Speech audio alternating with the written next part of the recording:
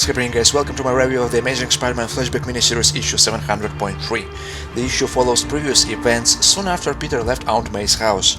It starts in Queens with Spidey trying to take down Firebrand, a B-list Spidey villain who's usually not a problem. Spidey complains that he's feeling not so good after eating way too many pies which Aunt May made for him. Surprisingly, Firebrand manages to take upper hand over Spidey and chokes him, burning Spidey completely. After using all of his powers, Firebrand falls unconscious. Later we see this weird black ambulance arriving and picking up both bodies. Peter along with Firebrand are now brought to a hospital which we've never seen before. A medical center for super villains only. That's right. Since Peter is so badly burned, the staff simply doesn't recognize him as Spider-Man. Funny enough, they manage to cut off Spidey's web shooters, yet they still have no idea that it's Spidey.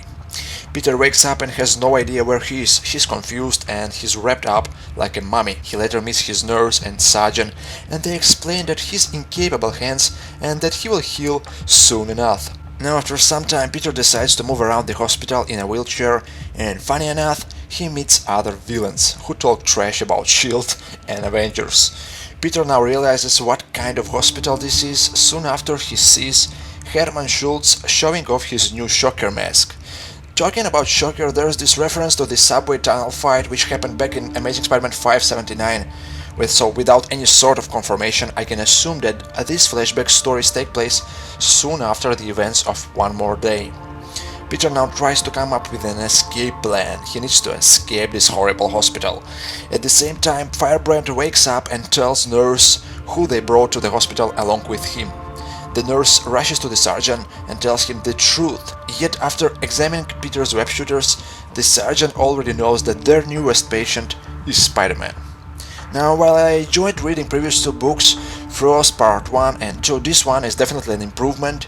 We finally see some decent action, Spidey fighting the big bad, and the story leaves us asking all these questions like, will Spidey escape the hospital alive? Will he fight all these bad patients? I mean, these are the questions that make a good Spider-Man story, and I'm glad that as a reader, am left asking all these questions. The reveal of this super villain hospital, which we've never seen before, is truly fascinating.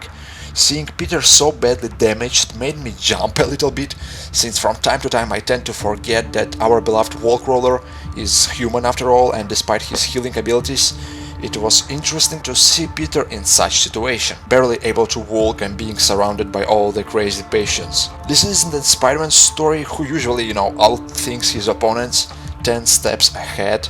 It's a Peter Parker story who found himself in a wheelchair completely helpless and who can only rely on his spider sense. Talking about spider sense, I'm having problems with how it works in this flashback miniseries second time in a row. Previously, David Morrell showed us that Peter is aware about the fact that Aunt May is in danger. Somehow, Spidey Sense told him so, and now Joy Casey writes a story in which Spidey Sense failed to warn Peter that Firebrand is about to choke him. Apart from that, Casey writes a story which is shrouded in mystery, and I most certainly would like to find out more about this mysterious sergeant and what is going on in this hospital full of weirdos. Good story, detailed artwork, and lots of questions. It's definitely a B+ from me. I just really hope that this series continue as a regular ongoing, since that's what we need until the good old Peter is back with his main run. Anyway, thanks for watching, and I'm out for now.